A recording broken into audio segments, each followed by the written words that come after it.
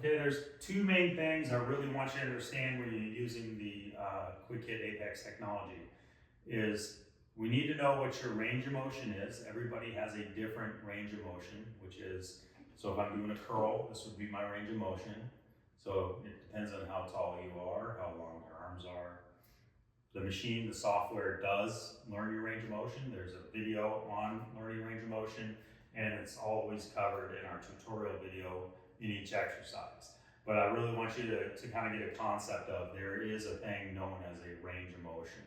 And this is pretty much what the machine counts on to be able to accurately provide you the best kind of stimulus during the workout. The other thing is basically how you must resist. Okay, so you need to create tension. It's all about tension. This machine, unless you're giving it tension, it's not going to do anything. That's why this is so effective. You can't cheat the system. So if you're not pushing or pulling, it's not going to do anything. And it's not going to record data, and actually it will kick itself off. So I'm going to go ahead and start doing a bicep curl. And I really want you to pay attention to how I'm resisting.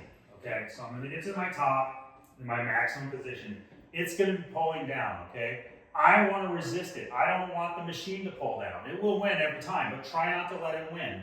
And then when you get to your bottom part of your range of motion, you'll feel it turn around. Then you want to pull it up, okay? So fight it on the way down. Fight it as hard as you can.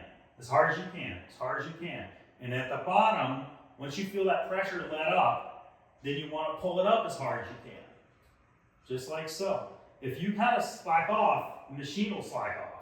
And so it won't create force. So nothing's happening until I give it tension. If I don't give it tension, it's going to keep doing this. And it'll kind of like bounce. So you want to keep constant tension. The magic here is what we're trying to create is called time under tension. We put our muscles under more time under tension using this technology in 90 seconds than if you went to the gym and did like 5 sets of 20 reps, because you're constantly under mechanical tension doing this exercise. So as soon as you get, it's going to take you a rep or two to kind of get your brain to understand what's happening, but once you do, it's super easy. But I just want to make sure you understand the concept of keeping tension on the bar or on the handle the entire time in both directions.